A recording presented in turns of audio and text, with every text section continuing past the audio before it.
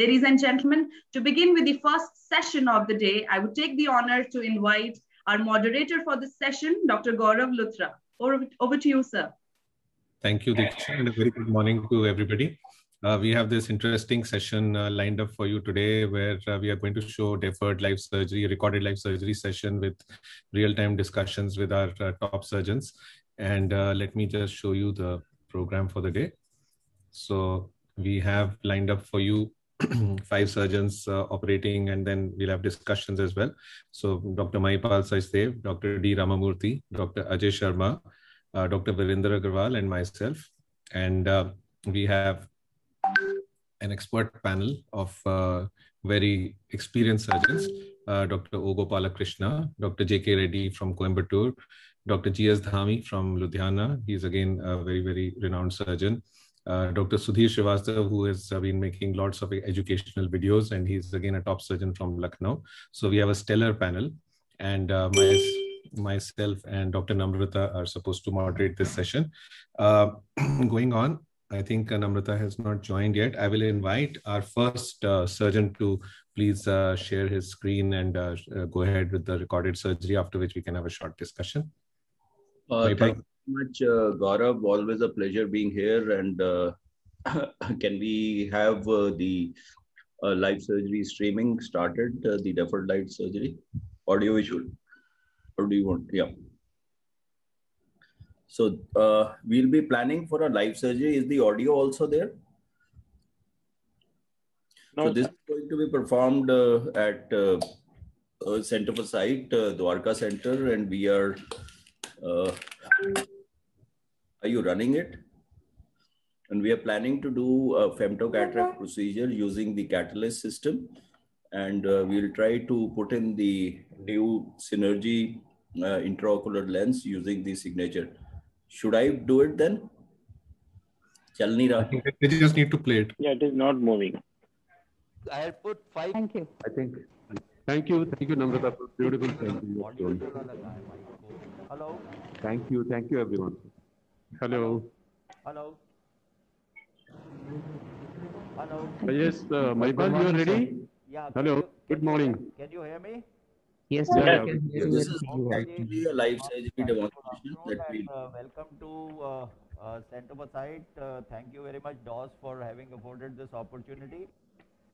We have lined up 3 cases, 2 of them femtolaser assisted cataract surgery, and 1 will be an MICS procedure. I'll be doing this lady, 73-year-old lady who has a grade 3 cataract, and we are planning to do a femtolaser assisted cataract surgery along with the implantation of the newly introduced continuous range of vision implant, that is the CRV. So let's first come on to the, I'll just tell you something about the new software on the Catalyst machine. So you have the ID details and the name, etc. of the patient that is fed in. What is new that has come in is that you have the K1, K2. So the steep axis, we have still not, this is the COS version 6, in which there is a lot of improvement as regards astigmatism. Earlier when you looked at it, if there was a cyclotorsion, that was not compensated. So what we have to do in the Cassini link up is that is like a pentacam, is that you take the steep axis as also you feed the axis here. So the steep axis is 17 degrees which you have fed, and what you do here is, we have fed in a capsulotomy which is 5 millimeters, and this is the scanned capsule. You can change it from scanned capsule to pupil or whatever you want, or you can do it manual, but in this case we will be scanning the entire capsular bag and placing the capsulotomy on the center of it. After that, we will be trying to break this into 4 quadrants and then small pieces. So these pieces we have kept at 1500 microns, and this is 500 microns. Now what is important here is that you can, if you want to go on to 6 quadrants or 8 quadrants, you can do that depending upon, or just do the quadrants. In the new software, when you are having repetition rates, that means that when you are cutting and you are having repetition rates, you can skip the central 1 millimeter, and that will reduce the time taken for the nucleotomy significantly. Now the next other important thing that has happened in this is that is that you can rotate the nucleotomy. That means that if my incision is here, I can have the nucleotomy coming right in front of the incision. If my incision is here, I can rotate it this way, which was not there earlier. Now the next thing that we have is on the penetrating keratotomy, that is for the LRI. So Donald-Field nomogram is being used here, and the Donald-Field nomogram is being auto-calculated by this machine, so you don't have to calculate. So this is the primary axis 180, where I put in my surgically induced astigmatism of 0.37, 0.5, and this will calculate. So you can see here, so this was one diopter of astigmatism. SIA has been put as 0.5, primary is 180, and Donald-Field scale, because it has moved in, so this has been reduced to 66.67 from the LRI, which used to be earlier as a percentage. Okay, that's it. So, and then there is another thing, which is a toric IOL alignment. So you can see these marks. So Dr. Rajendra Prasad? Yes, yes. So you can no, we can see them. You can have these intrastromal marks. So once you have the steep axis and you know where the lens has to be placed, you can have intrastromal marks in the cornea for doing toric alignment. Understood? So we don't need a Callisto system or for this, because you can have in femto, you can have toric markers, and which will remain even post-operatively. So that means that post-operatively also one can see if there is not, if the patient has not regained full vision, then you can see post-operatively whether the lens is aligned in the proper position or not. Okay. So this is the new software. Now you have this patient interface. The patient interface consists of two parts. So this is the applanation, which will go, but it does not touch the cornea. It is a liquid optic interface and does not cause any folds on the cornea. That is why this system does not give you any folds in the capsulotomy. So this he will be placing on the under surface.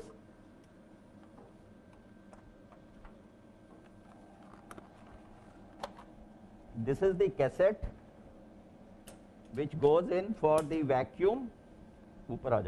And this, as I told you, this is for, this is hollow. So the patient interface will come into this, and it will not touch the cornea. There will be fluid here. So I ask the patient to open the eyes. Ye light ko dekhe Mataji. Okay. So we apply suction. There is a noise that the machine makes that the suction is full. We put balanced salt solution.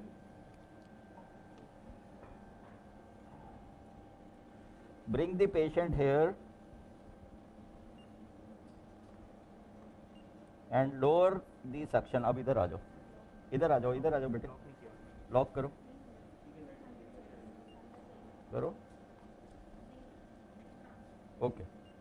We lock the bed. उधर दिखा बेटे. Okay. Now we are bringing in. उधर दिखाओ screen पे. Now you can see that I am bringing this down. There is fluid here. These are air bubbles. I don't like them because this will not allow it to cut. ऊपर करो. So we just raise this and wipe it out. Okay, now you see these two dots. So these are the markers for 0-180 alignment. So we are aligning it at 0-180. You have the black ring coming in the center of the red ring. Now we have to raise this and get it into the green area. Idhar dekho. We press capture here and then we go to lock. So you have to bring it again to the green area so that there is no friction. Now the fluid is confirmed. Now the rescan is happening. That means that the scanning, 360-degree scanning is happening. This is the front of the cornea that is there. This has to be in the center so that this shows there isn't too much of force, no lateral or vertical force. This is the posterior cornea, anterior lens. You have the angle, and the blue is the limbus. This is the posterior. Approve. Zero karo isko. So you can see that this is at 0, 180, well aligned. This is the steep axis. So you can see if we had the Cassini, this will mark the steep axis and the cyclorotation compensation will happen. But here we did 0, 180 and the cyclorotation compensation has happened. Idhar dikhao, we go on to approve. Now you can see 5 millimeters, everything is fine. This is the LRI. I'm not doing the incisions. So we are going to start. Mataji, ab hilana nahi. Kar. Approve. So I'm going to fire the laser. This is the capsulotomy completed in about 1.2 seconds or whatever it was. I didn't see. Now this is the nucleotomy that is happening. So this is 18 seconds more. Total time left is 20 seconds. This includes the time for the LRI.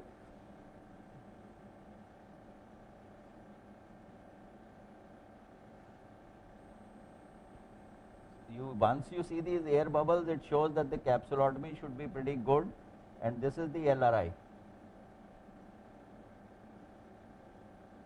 Okay, and that's complete. So we will take out the patient now. Shift kar lo.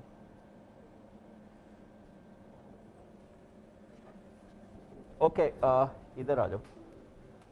Doctor, light jala do. Dr. Rajendra Prasad, एक बार T+ डाल देना उधर जाके. Yeah, any questions for you? The most important thing which you told us, like that toric marking, which this machine has a new feature. This toric marking, like, will it be at radial or what kind? No, these are two radial marks. Like and will it have any effect on the refractive error? No. They are only intrastromal and they don't have any effect on the refractive error, because these are not like an arc. They are this thing, so they're going to be all right, and they are in the periphery. The other important thing which you are missing out is the cyclotorsion compensation. Yeah. Cassini is like a pentacam. So you do a pre-operative pentacam or a topography called Cassini of the patient. The Cassini will identify the steep axis of the cornea. Okay. Now, what happens is, if the patient lies down and you are putting an LRI, so if I want the LRI at here and there is a torsion, then LRI will move. So the LRI effect will not be good. So for astigmatism treatment, the LRI has to be at the axis where you have planned. So once you are seeing on the Cassini is marking the steep axis which was there, and if the cyclotorsion is there, it will see that where the steep axis was and it will compensate for this rotation. Do you understand? Yeah. So that is the second most important thing. Toric alignment is there. Cassini with the linking up with the topography, you have steep axis for astigmatism management. And then what you had was that the 4 quadrants or 6 quadrants were fixed in a particular direction. Now when I am having an incision or I want them, I can rotate them. That is the other important thing. Plus the fourth thing is that the time taken for hard cataracts for the amount of energy that is being delivered has been reduced by skipping the central 1 millimeter and the rep rates, and that increases the efficiency of the software, and the time taken is reduced significantly by about 30 to 40%. Yeah. This nucleus rotation, how it's going to help us? Like, if you are entering from here, right, and my quadrant is like this, okay, then I have to actually rotate it to go and bury into the quadrant. Do you get it? Jahan pe meri incision hai na, at the point of the incision, if the quadrant is at another place, then I have to actually bring it in alignment to be able to go in and crack. Do you understand? Right. मतलब कि उसके अंदर fix था 0, 180 and 90 के ऊपर 90, 270. That is how the 4 quadrants were made. But I can change the quadrant as per my steep axis or wherever I am doing this thing. So instead of it being like this, I can have the nucleus here where my incision is. So जैसे मैं enter करूँगा, I'll be able to get onto the 4 quadrants. You don't have to actually rotate it. That's right. Understood? Yeah. That's good. And okay. Yeah. चलो, I'll just wash also. Yeah, we'll come here. इधर ही आ जाओ. नहीं, मैं यहीं wash कर लेता हूँ ना. Yeah. Yes, RP. Yes. Maipal sir, can we go to the second part because we'll run short sir, of time? how much astigmatism we can treat with this? Yeah, I have no problem. Can you, I think we have reached there. Can you just forward it slightly? Video को थोड़ा सा forward करो, microscope जहां से start होता है इसको छोड़ दो और आगे, हाँ बस ठीक है, Perfect. स्टार्ट कर दो. Now this is the microscope view. Is that okay? I'll just center Yeah, it's it. fine. I'll Yeah. center it. लो. हाँ. कुर्सी नीचे करो. ये पकड़ो. But the feel is very good, Maipal sir. You've given us a true simulation of life surgery. Very interesting. It is life surgery actually. Height बढ़ा दो maximum. If I'm not wrong, this is when you had just recovered, isn't it? No, Yes. this is loss, yeah. You can see this LRI, which You're is right. at Yeah. 17 degree. Light बढ़ाओ यार. Light बढ़ा दो.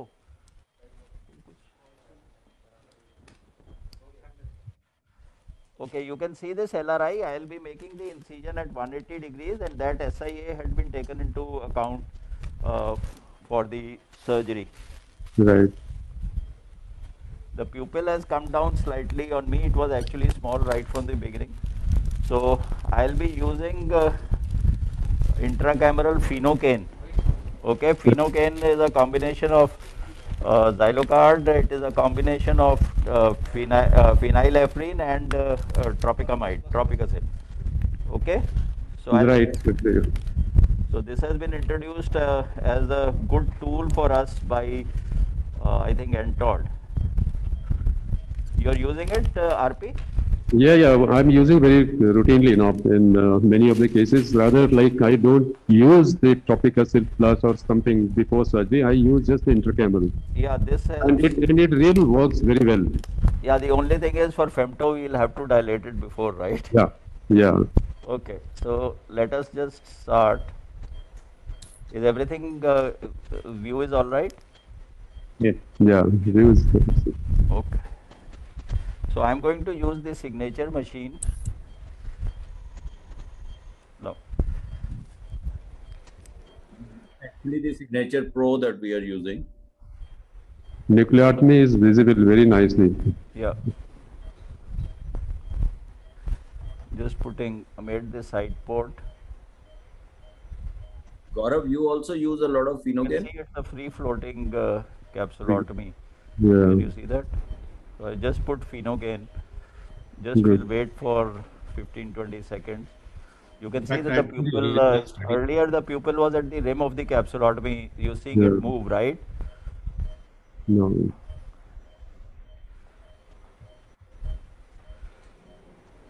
No. You can see the free floating capsulotomy. It's pretty good, and I think one of the important things in the Go in first. Catalyst is that by far majority of the times you get free floating capsulotomy. You really don't have to do. You can actually pull it out with the Phaco probe itself. Okay, so I'll just, you can actually suck out the capsulotomy if you want, but I'll just kind of, you can see that it's free floating. Can you see this? Yeah. No.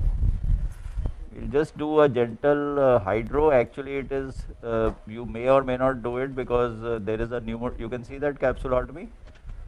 That's very nice. Okay? Yeah. Okay, that's perfect round. We'll just lift the, okay, and you can see it's freely because of the pneumodissection. You can see that this is mobile. Centering is not good, Maipal. Centering. अभी करता हूँ. I'll just reduce the magnification also. यार ये कोई centering देख लेना, अगर हटे तो मुझे बता देना. It's okay? Yeah, no, it's okay. Almost okay. One second. ठीक है? ये ठीक देख है, लेना. चलेगा. ऐसे रखो. Okay? Now it's fine, yeah. Okay. लाओ मुझे फेंको दो. This is a 20 gauge needle. What are the settings? Okay, so it's 370 vacuum, 40 power, White Star, and you have 34 as the aspiration. Okay. So this is the bent Kelman tip. Just remove this. बेटे इसको ऐसे रख. Center देख लेना तो. इसको डाल दिया करनी अब. डालो. So I use a chopper which is sharp cutting and inside cutting. I think RP has done a wonderful job by making his chopper for hard cataracts or otherwise also.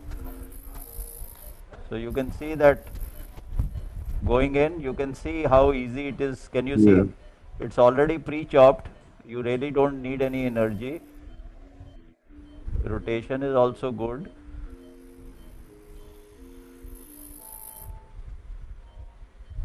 Okay, go to quadrant. Good. So we are increasing the vacuum now on quadrant mode. Kitni setting hai? 420 vacuum. So it's about 425 vacuum, 45 power. Aspiration 38. Okay, cornea wet kar. Okay. So you can see this how easily the nucleus gets devoured. It was a grade 3 cataract. Again, you can see we can go here and you can see the separation. Even though the pupil is small, I am restricting myself to the central part of the pupil. And you can see that the surge control is very good with the Signature Pro, and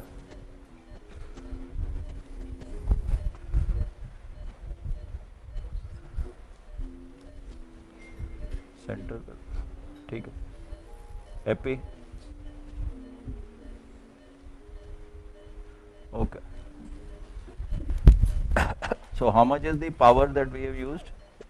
Energy, EPT क्या है? कोई EPT बता दो यार.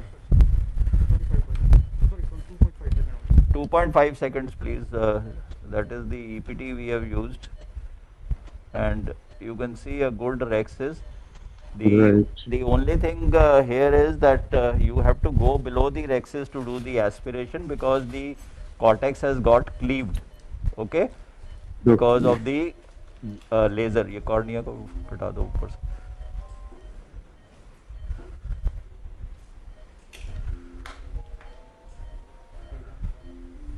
एक minute, load मत करना, वो लेंस मेरे को दिखाना होगा,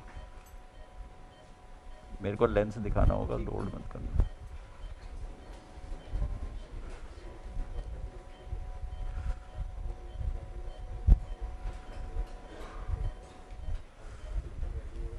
It's going out of center, out of center.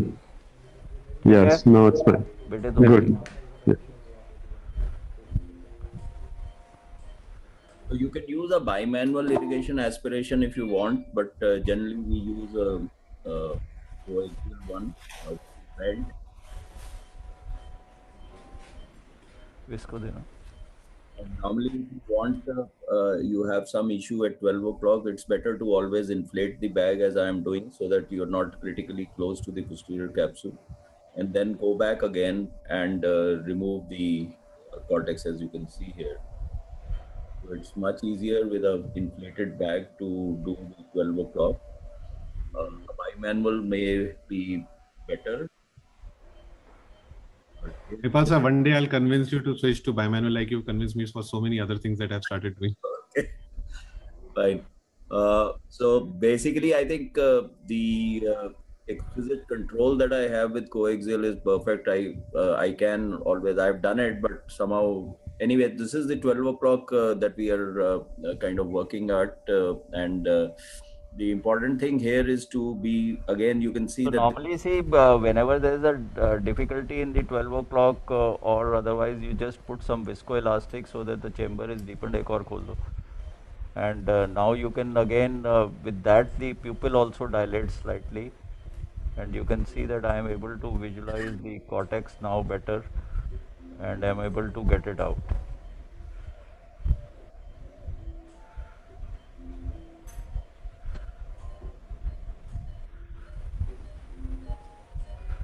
Bimanual port helps very well in such Yeah, situation. I What is- know, but I am not actually, I don't use too much of a bimanual. Can we, Nepal sir, can you ask audiovisual to switch off the audio and we can have some Absolutely of the right. discussion that will be more meaningful, I think.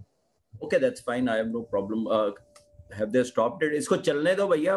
Video चलने दीजिए, audio off कर दीजिए. The entire thing, that's not a problem. Okay, so basically now we'll be going in for the CRV lens, which is the continuous range of vision lens, which is the Synergy. And this is it is a combination of a trifocal and an EDOF lens. So this is the LRI that had been made because the patient had a small amount of astigmatism, and we are opening the LRI. I normally do a full thickness LRI, you can see here, rather than just an intrastromal. And you can see that this has been opened. In case you're doing an intrastromal, you have less of irritation for the patient, but the effect is slightly less. So full penetrating LRI is what I normally do. Now this CRV lens, which is the Synergy lens, has a slight tint in it. It's not actually yellow, but it blocks the UV light, but not the blue light. Now you can see the rings in this CRV lens. There is the central target, and then you have the trifocal lens, which is going on along into the body of the lens. What is important in this is that it is exactly packed the same way as the Tecnis that we are used to, and the Tecnis platform, the folder unfolder is the same system which is there, and you can push it from a 2.8 millimeter or a 2.6 millimeter incision that you can easily. What is important in this is that it is, apart from being the trifocality, which gives you good distance, intermediate and near vision, it also has the asphericity that we are aware of in the Tecnis lens, but in addition it has the achromaticity. That means that the light disturbance that you have, the chromatic aberration that you have normally is also taken care of. So here you can see it is going in very smoothly, gently, does not open with a jerk, and does not take ages to open either. So I think it is a good match. The material is time tested. We have all used it in our patients, in the VIP patients, and you can see it will go and sit very well into the bag. So the Synergy lens has very minimum. So that's the lens, as you can see, that's the trifocality with the EDOF. The Synergy lens of the close to, I would say now 50 eyes that I have done, there isn't any significant complaint of dysphotopsia. The reading ability at 33 centimeters is good, and the intermediate vision is also good. Plus what is claimed, though I haven't personally run these studies, is that the night vision or the contrast diminution in low contrast is not there. So this is basically, now we'll remove the viscoelastic. The other problem with this lens just now, or I think it's just a waiting time, that we still don't have the toric variety of the Synergy or the CRV lens. And this is pretty much the end of the surgery. The viscoelastic will be taken out and we will hydrate the wound. I think, Gaurav, we can have the discussion now. Yes, sir. Yes, sir. We'll have a quick discussion, although I feel that, the second surgery is also Synergy, and maybe we can have the discussion right after the second surgery. Is that right, Dr. Ramamurthy? Are you also planning to? That's what the list I got, that you're also implementing Synergy. The same thing, exactly the same thing. Okay, so I think you can show your video, and then we can have a discussion on Synergy and Femto both, because both of you are probably showing the same. Can you stop this video? Audio visual. AV. Yeah. Yeah, I think that was a wonderful surgery, sir, and and we got the real feel of live surgery as well. Thank you so much for sharing it in that format, sir. Dr. Ramamurthy, we can have a discussion, because that will save us time also, because both are going to be similar surgeries. Can you show your surgery as well, and if we can limit it to 10 minutes at the most, otherwise we'll go beyond time. I'm sorry, but I think to start off, it was good to get that feel of a real-time live surgery, and now we can You can see my screen? Yes, sir. Yes, sir. Okay. So can you tell us about your case and everything before we start? It was, again, almost very similar to what Maipal showed. I mean, that's what the request from Johnson & Johnson was. And I'm also showing a Catalyst femto laser, subsequently using a Signature Pro, and then implanting a Synergy. This is the first eye of the patient. He doesn't have any astigmatism. It's a simple, straightforward grade 2-3 cataract. His uncorrected visual, best corrected visual acuity was about 612 parts. And otherwise, there is no associated comorbidities, reasonable expectations. And that's the kind of patient we always go for, this multifocal. And as was being said, our experience with this Synergy is also quite good. And I'll start the video now. Basically, as was being mentioned, it's the liquid interface, and that's the big advantage in the sense that there's no distortion of the cornea. One thing I would like you to concentrate on the multiple pupil rhexis options that we have. And most often the video started. We just align it exactly. And this is a slightly smaller pupil.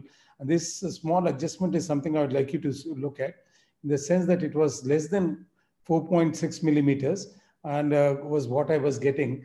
And so I go on to pupil maximized zone. Normally, the machine default setting is that it needs at least 500 microns of offset from the pupillary margin. But here I'm manually adjusting it so that I get almost a full 5 millimeter rhexis. And as you can see here, usually it's aligned to the capsule, but in this situation, I align it to the pupil, maximize it, and enlarge it to get the usual rhexis size of 5 millimeters. And as you can see over here, I'm using basically a 4 segmentation, a quadrant, and creating a grid pattern of 500 micron each.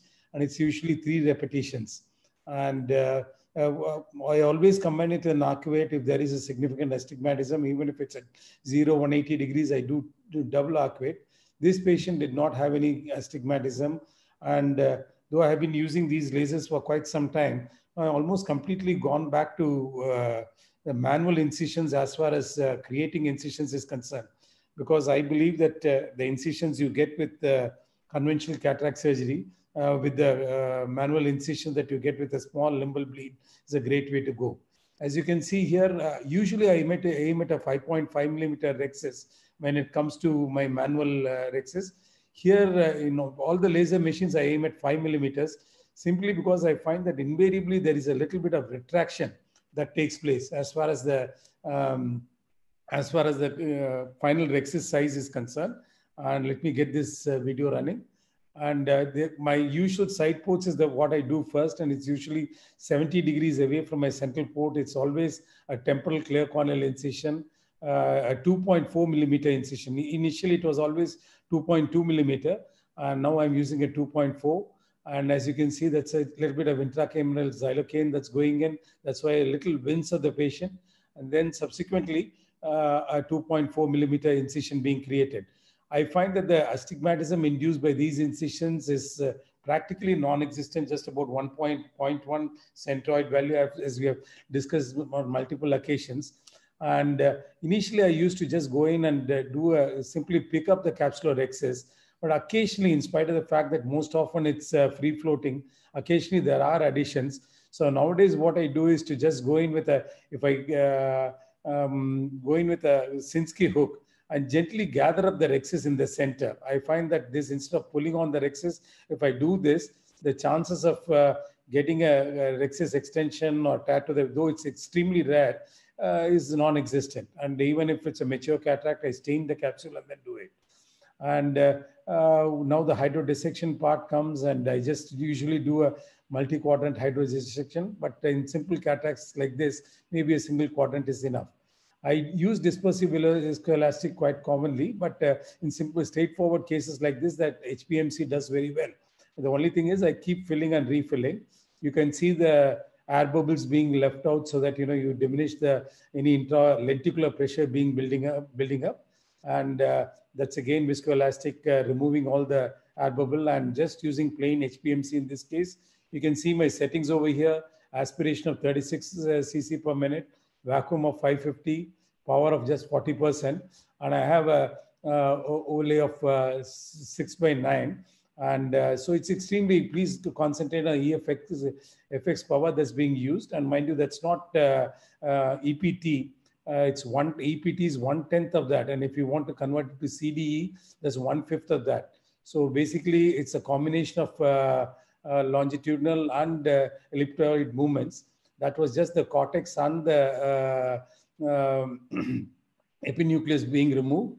Usually, it's not even chopping. It's just dividing along preformed cuts that have been made with the laser. As you can see, there's absolutely no energy being used. It's all being done in the foot position 2 itself. And even in that, I don't have to go all the way down into the vacuum.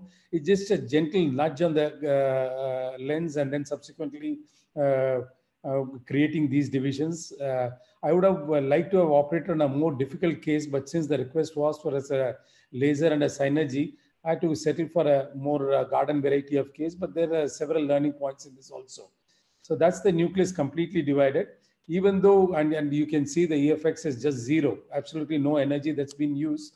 So even the chopping can be done in these grade 2, 3 cataracts without the use of any power at all. And subsequently, as you can see, I always refill with a viscoelastic, especially if I'm using HPMC, because it just flows out during your initial maneuvers. And that's just the quadrant removal. And here I'm using 8x4, and you can see the energy again is 50%. I'll actually subsequently drop it down to 40. And you can see the extreme stability of the anterior chamber, in spite of the vacuum being 500, aspiration being 40. The bottle height is 80, which translates to an intraocular pressure about 60. I found that even with lower bottle heights, this instrument phaco system works quite well. And you can mimic almost the kind of settings that you use with a active fluidic system. And it's possible to get away with a much lower bottle height in these situations. And you can see the center of my phaco tip almost stays, the phaco tip stays almost in the center. I just have to nudge the nucleus into the anterior chamber. It's obviously anterior chamber phacoemulsification. Is the initial bisection that's all taking place within the bag. Then subsequently it's in the anterior chamber, but you can see that it's angulated. It's happening in the iris plane or in the supracapsular plane, well away from the endothelium. And the amount of energy that's been used, as you can see at the end of the surgery, I think maybe about 15 or 16, which means it's about, if you want it in EPT, just 1.6. And if you want in CDE, it's about 3.2. I think that's extremely good for a reasonable cataract like this. Of course, it has been pre-treated with laser, which also helps.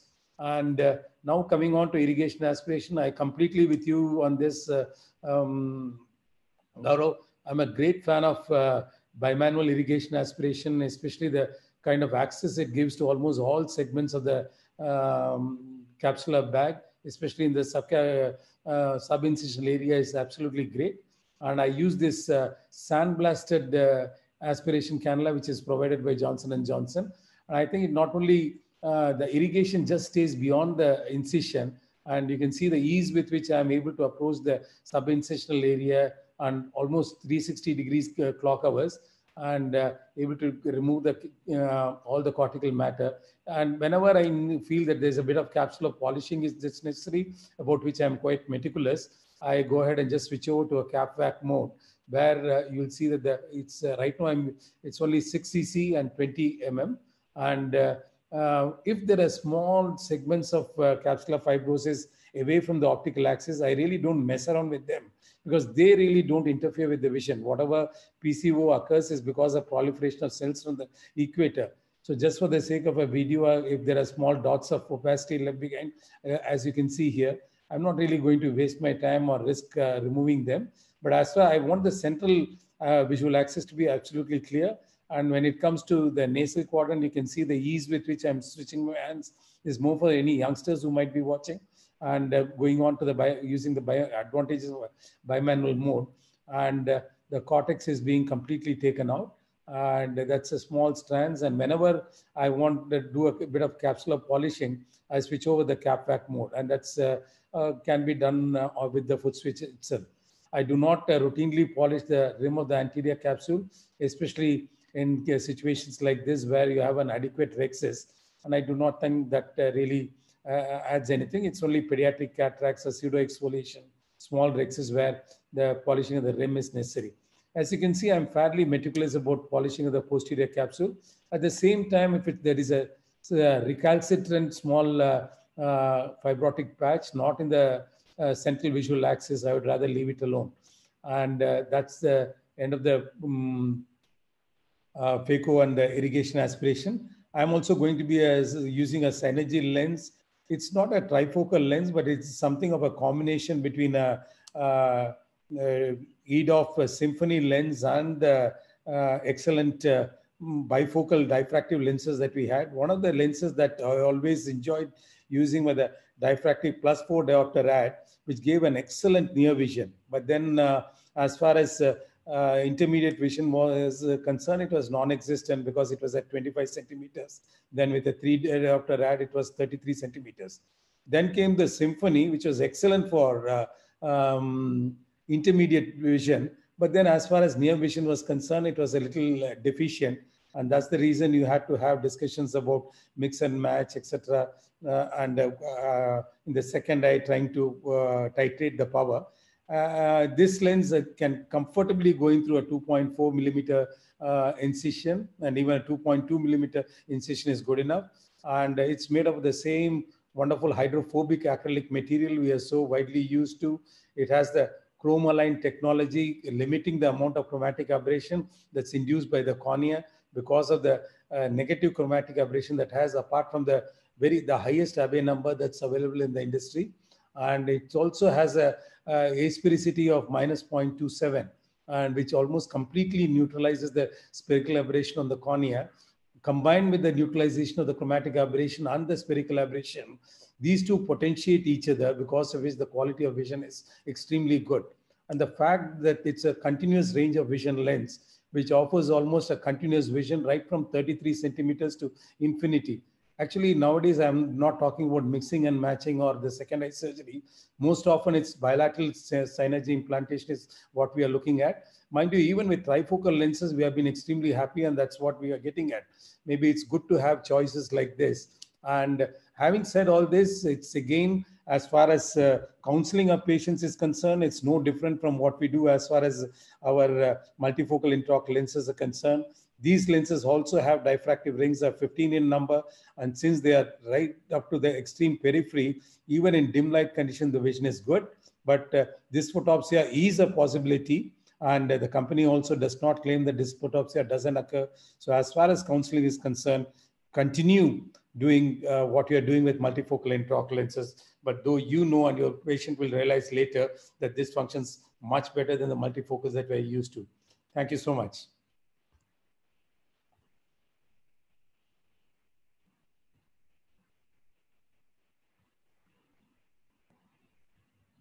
Was I heard? Yes, yes, absolutely. I was getting stuck with my. So I think I'm back. It was getting stuck with my unmuting. I wasn't able to unmute. Stuck with me, Gaurav. Yeah, I was so spellbound by your surgery and enjoyed it. Maipal sir, are you there? We'll have a quick discussion for both your surgeries. And amongst our panelists, is everybody using a Synergy lens? And welcome, Dr. Ajay. Good to see you. And Dr. J.K. Reddy, welcome for joining us. Is everybody on the panel using Synergy lenses now? Yeah. Oh, yes. That's why they are in the panel. I understand. So I was going to ask a question, which we can actually have the panel start answering these questions first. So Dr. Sudhir, if you had a previous eye, obviously it's best to have Synergy in both eyes, but you will have patients who walk in with first eye with a multifocal lens like a Batecnis bifocal or a Symphony or maybe another trifocal. Would you be comfortable, putting the Synergy in the second eye, especially if the patient is not very satisfied with the first eye? For example, if he's not enjoying his near vision, has a Symphony in the other eye, asking for better near vision, would you mix and match? Because Dr. Ramamurthy just spoke about mix and match. So a quick one. We'll keep our comments very short so that we can have more discussion. Dr. Gaurav, a very relevant question of today's, because actually whenever we are talking about multifocal, you have to be very cautious. And as Dr. Ramamurthy has spoken about, basically stressed upon the counseling part. If the patient is not satisfied with any kind of multifocal in one eye, I think again, you have to be very cautious, because otherwise you burn your fingers again. So mixing and matching is again with it, because it's a new implant. So we are still learning. I implanted approximately 40 of Synergy till date. And I've had a few problems also, because the astigmatic part is not dealt because of the it is not coming with the toricity. So you have to be very cautious if you are starting, and especially when you're trying to mix up with the other. So it's a still learning process. So probably with time, in a coming few months or years, with the greater numbers, we can answer this question. Thank you, sir. Dr. Dhami sir, he mentioned about astigmatic toric lenses not being available. So what is your cutoff if you're going to implant a Synergy? What will be your tolerance level for astigmatism today? It will be anything between minus 0.75 and 1 diopter. Between 0.75 to 1. Would you choose between with the rule and against the rule, like tolerance? I would love to. Tolerance will be better with the rule, definitely. Right, sir. Dr. Reddy sir, would you like to comment on that? Yeah, the same. The tolerance is the same. And would you be okay to mix and match? Like second eye, would you put a Synergy? Yeah, we had a good results. One of my, at least 1 or 2 patients who are not happy when I operated the first eye. I told go to my colleague. Luckily, in the same institute, they operated by my colleague. He said, okay, let me try another lens. So one eye we put Symphony, the other eye Synergy. Patient is extremely happy. Maybe it's a bilateral surgery. It helped her. Whatever maybe, we are not able to leave the patient. We could keep the patient to ourselves. Wonderful. Dr. Gopal, do you have any experience with mixing and matching on this with the Synergy or with, Yes, sir. I did close to 35 Synergy lenses so far. And out of them, I think 2 cases I got the other eye Teclis multifocal, the 3.25 edition. And the other eye I gave Synergy lens. And the 3 cases I gave the other eye Symphony. And the second day I gave them Synergy. So the 5 cases which I do, they're all doing well. Except for 1 case, the Teclis multifocal lens. He was complaining of little bit because he thought the intermediate vision a little bit compromised. That's what he thought. But the Symphony in 1 eye and the Synergy the other eye gave me the best results. There is no issue. But I was a little concerned about this tint of the IOL, because the Symphony and the Teclis multifocal white IOLs, and this one is a little tinted IOL. I thought the patient may notice any difference. I had consciously asked the patient about any change in the contrast sensitivity, any clarity, any other things, and I informed the patients also before that and just changed the lens in the other eye. But all of them are happy. I don't think there should have any issues if you can try that. So the tolerance is good. That means, Synergy, while it works beautifully when it's in both eyes, but even if you would like to mix and match once in a while in a second eye of a patient, it should work well. Mahipal sir, we saw you play around with the new software on the Catalyst. I think that was very impressive because a lot of new abilities, Mahipal sir. And I was interested in that toric mark, first of all. Does it remain visible a long time after surgery? I mean, if you want to check, will those marks be visible? Because you must be having more experience. I've seen it about 2 months later. So this, there are 2 ways that the laser machines are doing. One way is particular, which is like an intrastromal mark, and you can actually see it post-op also, immediately on the table post-op, and I have seen it about 2 months later. So it does remain visible. It's like an RK mark, okay? So like you see an RK mark, it is similarly you have, but this is small. The only thing is that I had a problem, which is that in case your incision and your vertical mark are crossing each other, I have had the incision giving way. So therefore, I am moving it, making it smaller, and means the depth I am reducing it, and I am moving it upwards so that it does not gape. Otherwise, it is visible. It's a very good thing because there is an automatic torsional element. Unfortunately, they have worked with Cassini. None of us have a Cassini. So half the advantage is actually lost from that perspective. But I think it is a good thing. The second is which you have in another femto system where you make a knuckle in the capsulorhexis. And that also you can have visible later on. So these are good methodologies for improving your toric outcomes. Dr. Mahipal, sir, I have a small question. Yes. Does it increase your limits of the astigmatism levels to treat with AK with the laser? Yeah, basically, the Donald field and when we came in, you can reduce it and go to 6.5 or 7 or these things. So you can reduce and buy Arcuate. So actually, they have not concentrated too much on developing the nomograms. Now they are developing the nomograms and getting it. But I would still feel that anything above 1.25 or 1. Should be done with a lens-based thing, 1.25. But yes, up to 1.25, I've got good results. The other thing which we often haven't done is that you can actually go back to in your OPD. If there is a decay in the astigmatic correction, you can actually reopen the incision for the LRI that you have made. So you can procedure and you can reopen it subsequently. So in the surgery you shown, you have done only one-sided objects. It was very small. The astigmatism was 0.5 or 0.6. I don't remember, but it was a small astigmatism. So you can do biarcoate. You can do it. Depends on the amount of astigmatism. Okay. Thank you, sir. I have a quick question for Dr. Ramamurthy before we invite Dr. Ajay Sharma to start his presentation. Ramamurthy, sir, because you're using a lot of synergy lenses and you have previously used a lot of other premium lenses and you have a practice full of those, what is it that stands out with your synergy patients which you were missing before, the bilateral synergy implants? I think, it promises a lot. And I thought it maybe just promises, but I'm experiencing it's true in the sense that, you want... previously, even with trifocals, the near vision was from 40 centimeters. Now I find that the patients are able to actually read at 33 centimeters. And a person who is 5 feet or 5 feet 1 inch, his arm span is just about going to be that. So right from, it's a continuous range of vision, right from 33 centimeters to distance. Another problem is that, with some of the other multifocals where the rings are just there in the central area, with the dilatation in mesopic conditions, the near vision is not good. And you can't read a menu card in a restaurant. That's a problem. That's why I started wearing glasses initially. And with this lens, because it's a full optic lens, you find that even mesopic conditions, near vision is extremely good. And the fact that it cuts off the chromatic aberration with the spherical aberration, the quality of vision is good.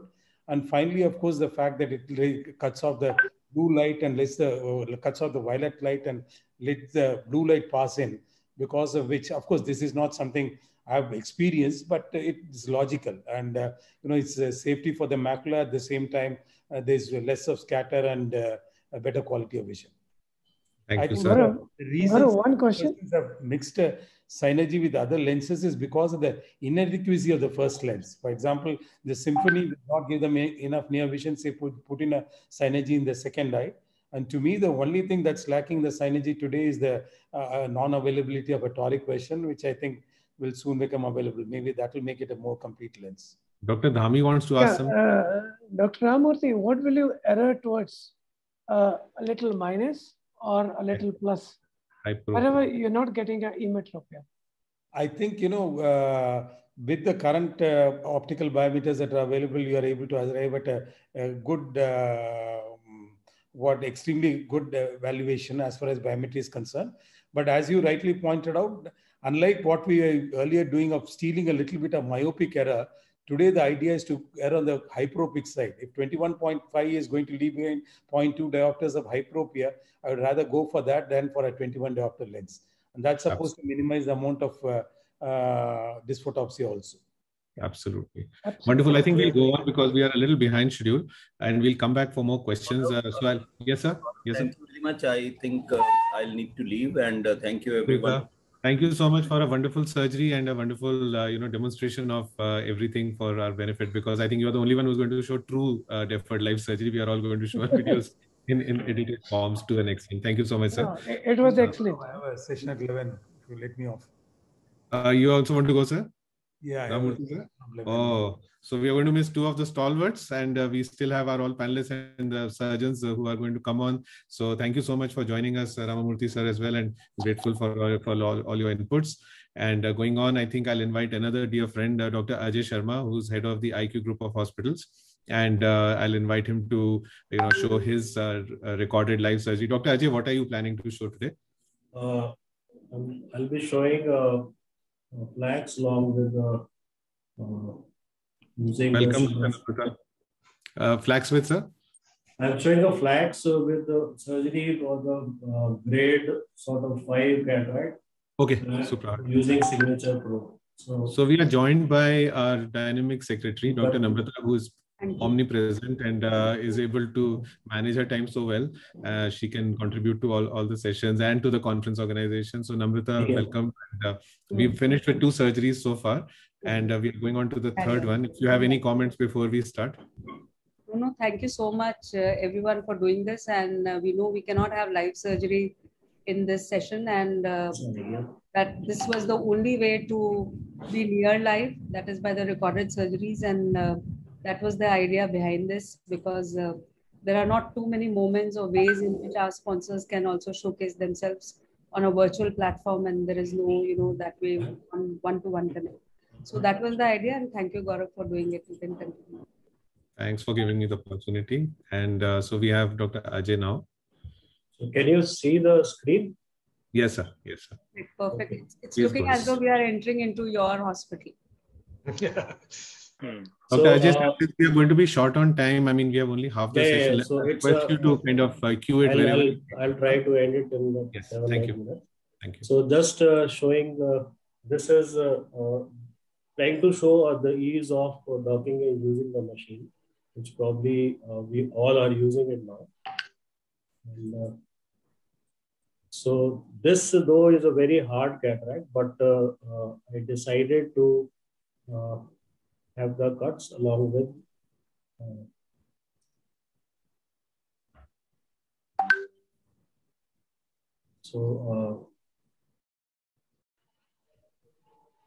you can see very nicely the OCT being taking the 360 view.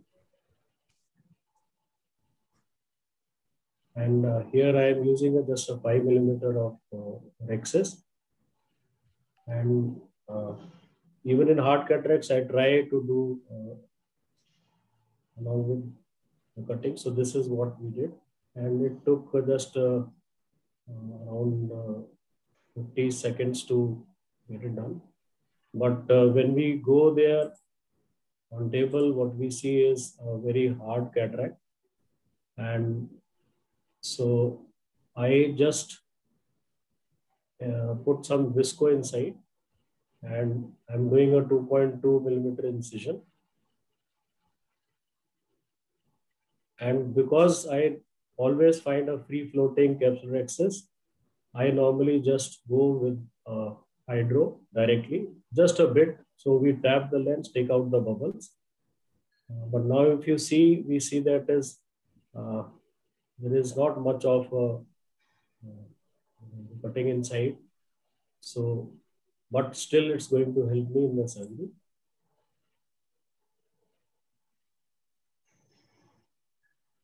So I'm trying to do a chop or direct chop, but still it's very hard. Trying to move out, just trying to rotate and see where I can get good hold, and probably I can make a chop, the craters which have been created.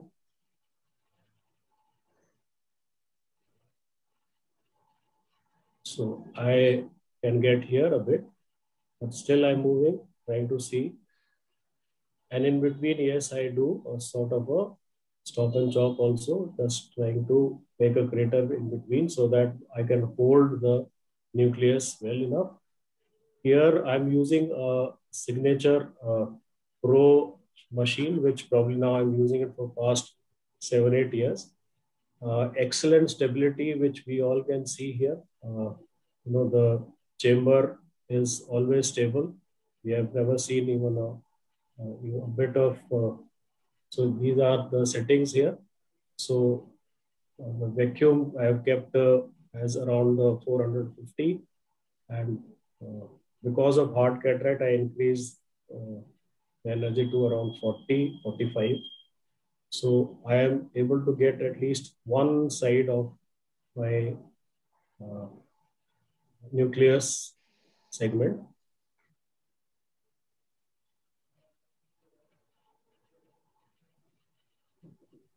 Now, because of this, the pupil also is getting narrowing down. So, but it is still good enough. Now, this is what we need to see, that you have to see the base of the nucleus here, because if there is that thin plate, epinuclear plate there, that can cause a problem. So I'm trying to just take out, just separate it first before I take out the segment. And when we are taking out, I realize it's really very hard, the grade, but it was, with the machine, it has been managed very well. You can see the density of the cataract here and how nicely it is going in. So the only thing what we need to be very cautious here, because again, the pupil is narrowing down. So I'm trying to keep the nuclear fragments more in the EC and not much towards the cornea, but still trying to manage it. And here I hold the base, and from there I try to. And this piece milling is very important. With the chopper, you can just try to just make small bits here. And the suction vacuum is good enough. You can see the cutting, the very nice cutting with this. So once you get at least one piece out, then it is a bit easy to take the rest of the lens out. But again, being a very hard, definitely it takes time. And you can, so the nuclear fragmentation done by the flax definitely helped me. And pupil is getting down, you can see, but manageable. I'm just keeping my tip at just only one point. I'm not moving it. It's trying to keep it in the center, not move it here and there, because I might eat up the iris there. Here you can see a live mind there also. So just try to be away.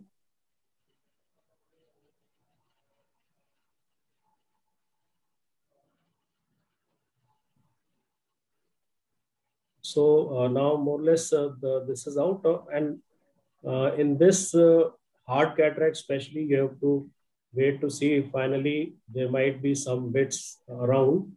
And here I'm trying to change the chopper. I took a smaller one here because I don't want to injure the posterior capsule. So by accident, because that had a very sharp tip. So I'm trying with a small chopper and eating up the final pieces. And you can see the vacuum goes up to 470 in between. This last pieces with a narrow pupil, it is difficult here, but this is what you can manage with a nice machine. And here I'll be putting in a Synergy lens, which probably now in the organization we have used more than 400 lenses, and this is extremely excellent lens. It is based on the platform of Tecnis Multifocal and Tecnis Symphony. It's a sort of a mixture of both. So just doing the IA and now you have to take care of the small bits of the cortex also. Cortex normally in these cases is not much, but again, because the pupil is narrow, so I'm trying to see how I have to take it out. Now this helps. You try to find it out with the wire rotator. Just see if you have any cortex around. So I'm not trying to dilate it here. And then finally implanting this Synergy IOL. Very easy to go using the same Silver Series injector and goes in very well. Centration is nice, but again, when you end the surgery, you need to take care of the centration. When you are using these high-end microscopes, these the three what the images of light, what a patient can see, you can ask the patient to look into that and center the central part of the lens here. It's just going behind, and I use this type of IA camera here. So with this, I don't need any other instrument to take the lens up, and lens is properly centered, and this is the end of the surgery.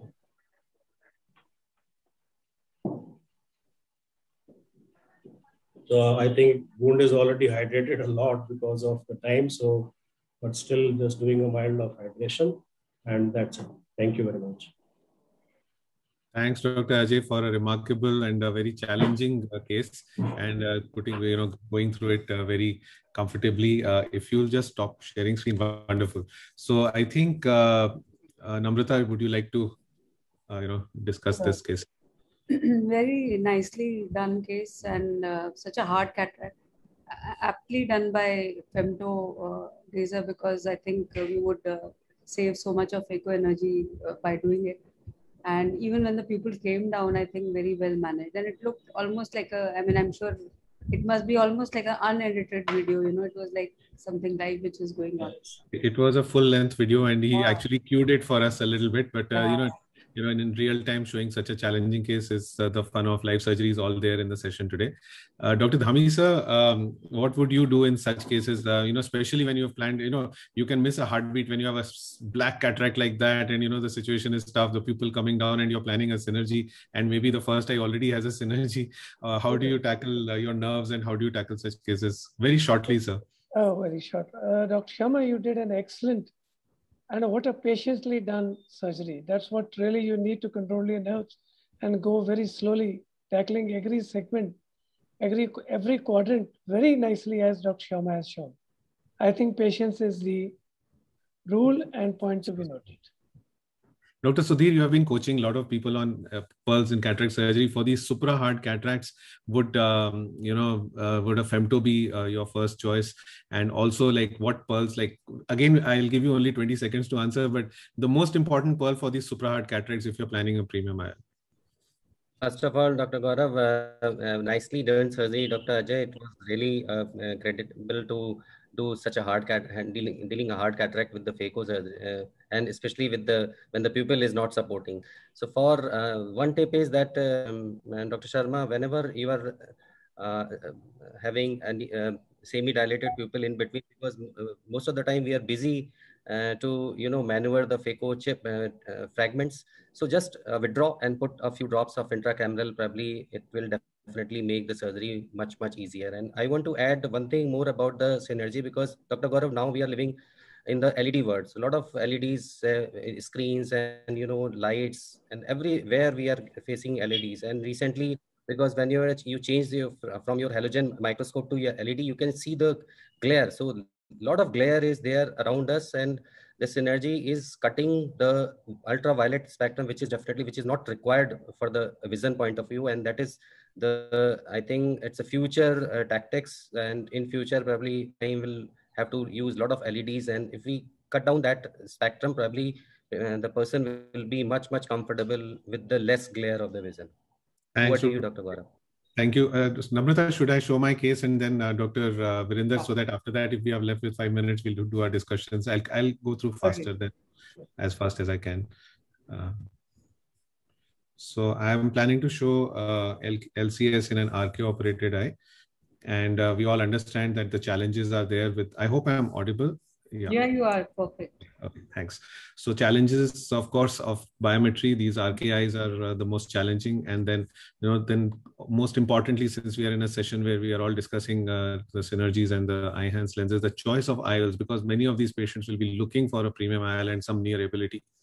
And then you have the radial corneal incisions, which can, cause confusion. And if sometimes if you're faced with too many of them, deep chambers, maneuvering in the eye can be more challenging because your incisions may give way. And overlocking of the incisions can cause these incisions to open up. And the IOL injection is often the time when you've gone through with the surgery effortlessly, but when you inject the lens, these incisions may open up because of the pressures of the injector. And then in femto-assisted surgeries also, there may be difficulty with the docking and also the possibility of rhexis tags. In fact, when we started doing femto, RK was actually one of the contraindications. Today, I prefer to do femto in all my RKIs because it actually gives us a lot of advantages, which I'll talk about. So there is this lady, 61 years old, had RK almost 30 years back in both eyes, and is wearing a small hyperopic correction with small astigmatism. And she was keen for good distance vision and some ability. She has a significant cataract and some ability at near or intermediate if possible. And she likes to do her part. So she said that, Doctor, my part kar lu bas apna, which means that she was looking at a little bit of intermediate. So I had to think accordingly. So here was the pentacam of this patient, and showed fairly okay flat corneas. The astigmatism was not very high. And of course, you have to look at this very carefully if you're planning anything like a multifocal lens. And on the Lenstar, we did the Barrett's-Truquet formulas. Here, the astigmatism was in the similar range. And we were doing the left eye, I think. And here is the surgery, which I thought I'll show you. So I think a lot goes into the biometry. We have to be careful. I tend to use the ASCRS calculator a lot, and we tend to use the Pentacam EKR reports and the OptoView posterior corneal measurement. So we get 4 or 5 different, I've not played it yet, so it's okay. So we tend to get those in hand, and RK is always the most challenging. So here we are doing a femto, and this patient, the docking can be a little troublesome because the contours of the cornea are changed. And these are high myopic eyes where the limbal anatomy can be a little different. So you can see that as soon as I started doing the scan, it said that, the scan was, it was showing that there was a problem with the scan. Let me just pause you here. It says cornea posterior fitting is not correct. And the, in going on, I think it also tells you that the limbus detection. So this is very often seen with very high, very flat corneas, and it does not detect the limbus very well. Going on, we continue with the scan. You have to omit these errors and continue with the scan. You can rescan it if you're not getting the right things at all, but here you will have to manually change the setting. So you can see here that I'm moving this down because it was detecting the posterior cornea in a different way for a normal cornea. Here it's a centrally very flat cornea. So I'm first changing these contours, and then also on the other scan, and then both of them, once they are done, I will be moving the gates for detection of the posterior cornea in the transverse and the sagittal and the corneal planes. And then once that is done, now you have them relatively in the right place, and the anterior one was almost in the right place as well. The other challenge is now going to be getting the cornea, the limbus right, because it's not detecting the limbus correctly. So I'll go on and set the limbus. And for that, this is the posterior lens, and then the pupil, and then going on to the limbus. It's detecting the limbus to be way inside. So I'll have to move the limbus out. Otherwise, we'll be in a situation. So you can see here that I'm enlarging the limbus to come to very close to where it is. Once that is done, since I'm not planning limbal incisions anyway on my surgery, it's not going to matter too much. I don't like to do the femto incisions on RKIs. And we are not planning any LRIs. So it's again okay to leave the axis fine. Now here, rest of it is mostly the usual femto planning as we would normally do. And of course, I've also changed the energies for the capsular axis because I don't want any tags. So I've increased the energy a little bit there. So although it will not probably make so much of a difference, but here we are able to complete this. And once this thing is over, the suction is released. And then we move the patient to the operating room. So here I'm making, you can see that I'm making a posterior limbal incision. In fact, I'm going through the conjunctiva and you have to choose the position of your surgery very well. I've already made 2 side ports, also choosing them to be between 2 incisions here and 1 between 2 incisions here. So I first make the side ports. I kept it edited because I didn't want to have a very long surgery here. And then I don't put viscoelastic from the side ports. I inject, either BSS or 0.1 lignocaine or sometimes phenocaine, because phenocaine also works very well if the pupil is small. And then I make a main incision. And I'm using this nice microrhexis forceps, which I've worked with Epsilon and designed. Again, no financial interest, but it allows you to see through it. So it works very well through side ports and through all other incisions. It's a 21 gauge. And you can see here that removing the rhexis can be a challenge. So I try to tear it just like you would do in a rhexis. And however, as I reached this area, I found that, it was beginning to tear incorrectly. So it started coming in because of the tags over the edge. So I started from the other side, and you can see how I'm, going through with the rhexis from the opposite side. And now 99% of the cases will have a free floating, but in RK eyes, you have to be very careful because if you pull it incorrectly, so I was able to bring it around and I was able to complete the rhexis where it was intended, and then you can do a gentle hydrodissection. Now, some people might be scared that these rhexis will not be strong. I have experience of almost 50 plus RK eyes where we've done a femto-assisted cataract surgery, and luckily, so far, I don't have a broken rhexis. And the rhexis, doing the rhexis with the femto is very good here because it minimizes the manipulations inside the eye, which you would do if you were doing a rhexis manually. And in RK eyes, it's best to have as little manipulation. So if your nucleus is cleaved, everything is done, the duration of surgery and the amount of time spent inside the eye is very small. So obviously the maneuvering inside the eye is also very small because your lateral separation is not required. So the stretching of the wound will be less. That's the best part about doing a femto-assisted surgery in these RKIs. And you can see that I've done a 6-quadrant crack, and the cracks are already there. So my time inside the chamber will be minimized. My time, the number of manipulations inside the eye will be minimized. For example, if you had a hard cataract, you would not be doing so much lateral separation. So for me, in RKIs, this is a natural first choice, and I convince patients to opt for a femto-assisted surgery. Even if they're using a cheaper lens implant, it doesn't matter. They can still opt for a femto-assisted surgery. And having these quadrants separated, you just have to use almost no energy. And you can probably see that I'm using the Signature Pro, and my bottle height is just about 40 centimeters. I work on very low infusion pressures now, and you can see the chamber stability. I also use calibrated instruments. So if you can see, my chopper is different. My ports are made to just about 22 gauge, and this chopper fits into a 22 gauge. So there is almost no leakage of fluid. That's what allows me to have good chambers and low bottle heights. So these calibrated incisions, I've had specially designed choppers, again from Epsilon, where we are able to get these choppers made to the size of incision that we like to use. And this minimizes the amount of fluid loss. So while the good machines are very, very important, so the Signature's fluidics are amazing that it allows me to work at just a 40 centimeter height, which is equal to 25 millimeters of IOP. Which is, very, very low IOP. But you can see that the chamber stability, even when using high vacuum, is very, very good. I'm not having any chamber collapse. And the cutting ability of these new tips is fantastic. So I've been really enjoying the Signature Pro for that matter, and is my favorite machine today. So once these eyes are done, you can see that I'm not moving my phaco tip at all, because if I move it around too much, my incision is going to open up. Not that it won't open up otherwise, but it can still open up. But now we're going to do with these. So these are specially designed bimanual tips, again, which are both sandblasted. Dr. Ramamurthy showed you that the aspiration port was sandblasted. I have both tips sandblasted. These are again specially designed to fit in from a 22 gauge or a 21 gauge incision. I have both sizes depending on what side port I'm going to use. So this again minimizes. You'll see that while my main wound is leaking now because one of the incisions had opened up a little bit, my side ports have absolutely no leak because these instruments are perfect fits for my side ports. So they are calibrated to each other. And both my tips are sandblasted so that, I can use either of them to polish. And frankly, I don't like to polish at all with the aspiration port. I like to polish with the infusion port because it has the advantage of the fluid running all the time.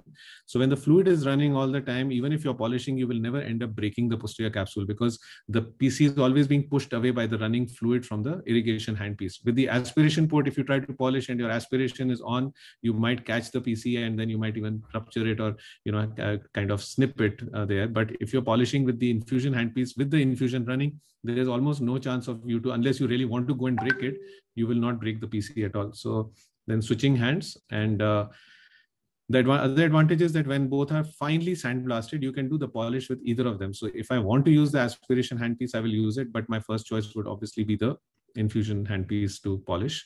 And again, no financial interest, but these are working extremely well on the Signature Pro. So if, and they are made of a situation where the caliber of the aspiration, it's a high flow handpiece basically, because it's made of very thin walled irrigation handpieces and especially designed for working very well with different machines. So there the thing is gone, and now is the critical time. I do a hydroimplantation usually, and you can see that my incision is already gaping. I've made a 2.2 enlarged to 2.5, and you can see that I'm doing a wound assisted. I'm not even going inside the wound. I'm trying to minimize the amount of manipulations there, and keeping my injector and the cartridge out as much as possible. Yet this incision is opened up, and it is going to require. Frankly, I didn't have any space. All these incisions were so close to each other that I did not have a single window. I could have done a scleral tunnel, which I don't enjoy doing. So in those rare instances where my wound opens up, and the reason I showed you this today was this: I've implanted Eyehance lens here. This patient was looking for intermediate vision, and we had a fairly reliable biometry. So I decided to go with an Eyehance. Now, Eyehance is ideally suited for post-refractive surgery cases because it does not have any rings, and yet our patients are very happy with their intermediate ability, which is slightly better. So it's a monofocal plus, and these have almost completely replaced my monofocal practice now because they are very forgiving for all these challenging situations where the optics of the eye may not be perfect. So they tend to, our numbers on the monofocals have almost gone away with once Eyehance is around. And here now I'm planning to suture the wound. So I've put in air to just see that I don't get significant astigmatism when I tighten my sutures. And since we are running short of time, I'll take you through the suturing bit. Almost everybody knows how to suture them, but you can see that I've taken it in such a way that it's supporting the incision and supporting the radial incision as well. Once I hydrate my wounds, I check with my index finger, Dr. Blumenthal taught us, and this is my technique of doing the trypan blue Seedles test. I've been doing this for almost 7-8 years now. It tells you if there's a small leak of aqueous, and if it is, then you can go back and seal it. It seems to be doing well. So this patient did fairly well, and you can see that I've checked all my 3 incisions, and if I notice a leak, I would stop it there. So she did fairly well, 6-9 unaided and N12, and had a very small refractive error, small astigmatism. She was fairly satisfied. She wanted a second eye immediately. The problem was the second eye has some astigmatism more than this, almost about 1.7. So it's going to be a challenge. I do use torics for RK operated eyes as well, but then iHands doesn't come in a toric version. So I'll have to decide what I want to do. Cautions, we'll talk about them. So I think I've been able to show some pearls, and I'll request Dr. Virender to show his surgery. Maybe Namrata, can we go with that and then have discussion if we can. Virender? Yes, Namrata. Should we have Dr. Virender, because we have only 10 minutes left for the session. So actually our first surgery went almost 30 minutes. So, I think the rest of the surgeries had to be kept shorter.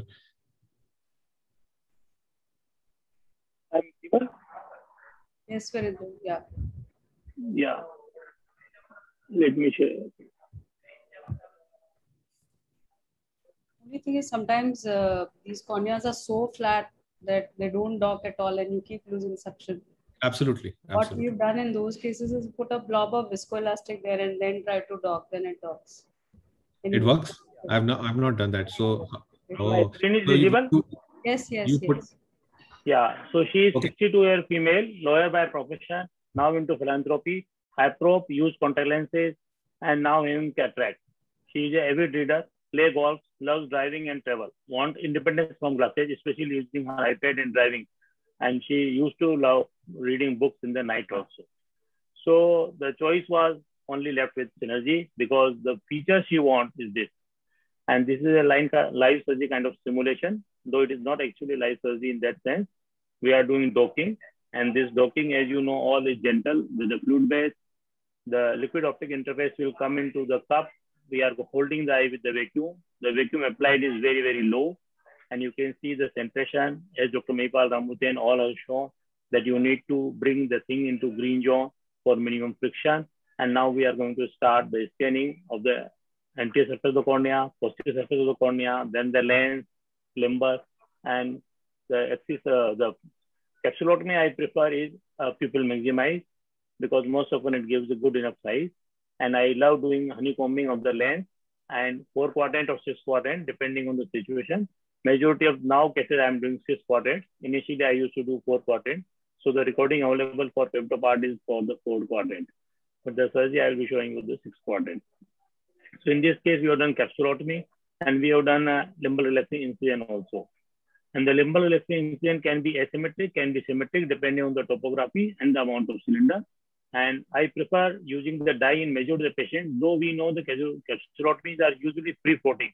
But if some tags are left over, particularly the patients with RK or some distal cornea, then this kind of staining helps you to see that before you actually tear off the capsule unwantedly, you have all time the capsulotomy the way you want.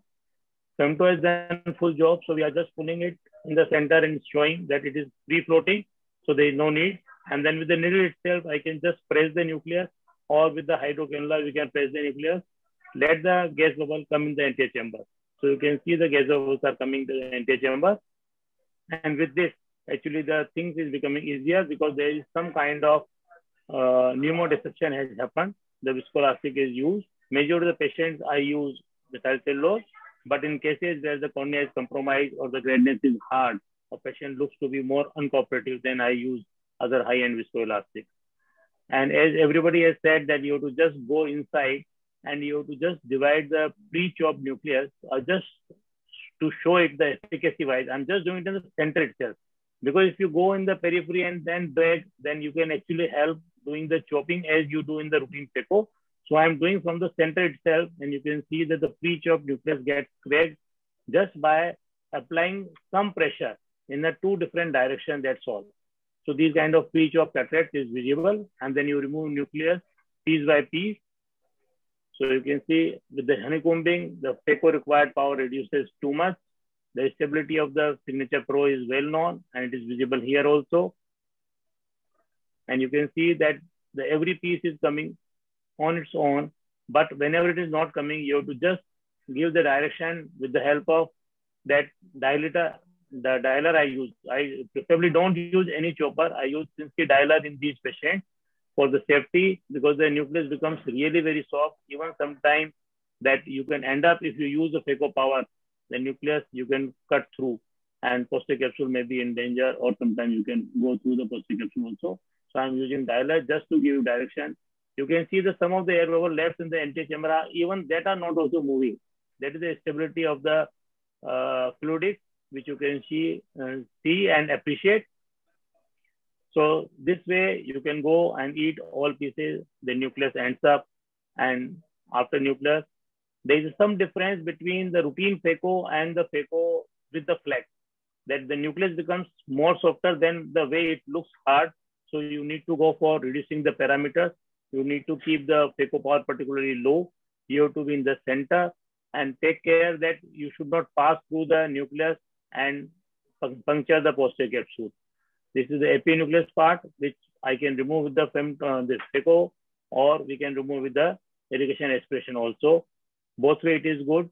The way you feel comfortable, you can go ahead and do it. The cornea need to remain hydrated again and again. And at the end, you have removed all. And now I'll be using bimanual. And it is amply that by use of the bimanual, you get more ease. I initially and since beginning, I using the irrigation and aspiration both sandblasted. And as Gaurav rightly said, that I always choose that irrigation cannula to do more of a posterior capsule polishing, and we can use both wherever you require it. Initially, we used to do anti-capsule polishing also. For that, the aspiration port needed to be sandblasted, but nowadays we are not doing anti-capsule polishing. The aspiration in these cases is different than the phaco, because the cortex is got cut flush with the capsule. So you have to go behind the capsule to hold the tag of the capsule, and then only you can aspirate. And you have to need to change the hands. If you don't change hands, you can aspirate, but then you will be leaving more cortical fibers attached to the capsule. So it is better to change. That is the advantage of bimanual. There is no problem like subincisional aspiration is there or not there, because everything is in front, not subincisional. And after this, I would like to emphasize again the posterior capsule polishing, as far as possible, not on the center, but bit with the periphery, is also required, particularly for the lenses with multifocality and synergy, trifocal, bifocal, all kind of lenses. If you prevent the PCO, it is of big advantage. These lenses are very, very sensitive to even mild PCO. And I want to avoid doing YAG capsulotomy in them. So I do polishing all through, all around 360 degrees beyond the capsule, beyond the rhexis margin. So whenever optic fits in, because of the posterior square edge, the PCO is prevented later on. But before, if the cells get migrated into the capsule, there will be a problem. So I give a lot of importance to the polishing. This is a synergy lens. As you can see, 23 diapers, you are slightly hypermetropic. And with this, we are implanting. And you can see, appreciate the rings. You can see the rings are having in pair.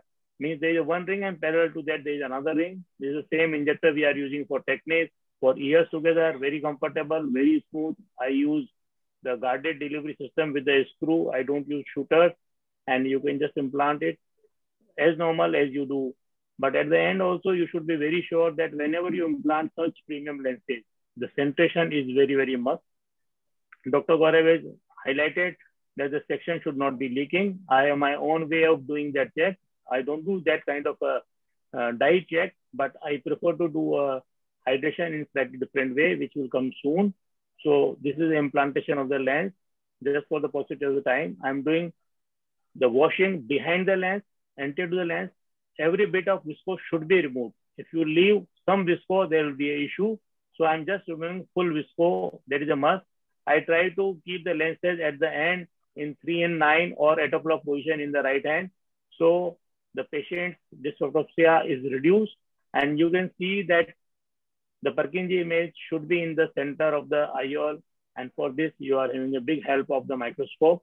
And hydro is being done in 2 ways. Just to show the hydro part, what way I do, that I do hydro of each section, being a small or big, the side port or a main incision. I do hydro in both angles. And I feel because of this, the symmetry is there, the SIA induced is less, as well as the seal is better. So it is required because we don't want any leakage and prevent infection and stability of the chamber. At the end, I can tap with the cannula to see the pressure is how much there. And I close my wound by irrigating at the end itself. This checks out all the debris, if it all is there, be it a chemical or other things. So the risk of infection is nil. I'm not using intravitreal or intracameral antibiotics, but for last many years, I have not seen a single case of endophthalmitis. So I feel these tips are very, very important in preventing infection. Thank you very much for this opportunity from the ARS and Johnson. Thank you, Virinder. Can you stop sharing? Thank you, Gaurav. So I think quick comments, because we are running out of time, just 1 minute left, from all the panelists. Very quick comments, 10 seconds each, on what you think is the pearl from today. Yeah, for the cortex in femto-assisted cataract surgery, I have 2 tips. One, we can do a cortico-capsular division with the flat spatula, even before attempting the phacoemulsification. That's one thing. The second thing is at the end of the phacoemulsification, you do a little bit of hydro dissection of the cortex from the capsule, so that your cortex aspiration is very easy in the femto-assisted cataract surgery. Perfect. So, Dr. Reddy, one quick pearl, 5 seconds. You are muted, sir. In my practice in these 30 years, the most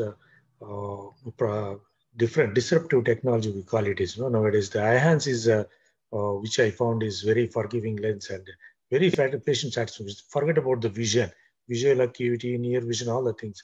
In general, if you don't do anything, patient comes, he walks away without complaining much about the vision. So that's, I think every company is going to make in future. Perfect. Dr. Sudhir, your pearl, and then we finish, because I don't see Dr. Dhami.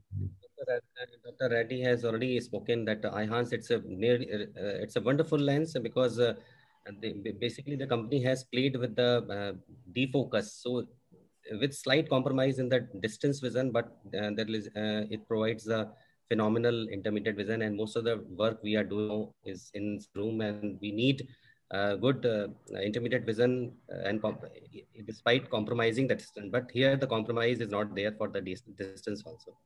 Perfect. So we don't want the evil eye, we want the vision with the intermediate vision. Absolutely. Thank you so much. And, I think we'll have to call it off because I'm getting messages to close the session. Dr. Thank you so much, Dr. Okay, thank you. Thank you. Wonderful job for organizing this. Thank you very much. For bearing with us. And we are done with the session now. Okay. Thanks, Thank you. Thank you. Dr. Gaurav. Yes, sir. Diksha, can you take a picture of all of us? Surely, sir, surely. I was about to say that. Okay, excellent presentation by all our speakers, wonderful surgeries, and beautifully moderated by Dr. Gaurav. Yeah. Let's give a huge round of applause for all the speakers out here. I'll request the entire AV team to please take a screenshot of this. So in case you have not switched on your camera, please switch on your camera, and let's have a huge round of applause for the entire team. Come on. Thank you. Okay. Great. Thank you. All right, thank you, gentlemen. When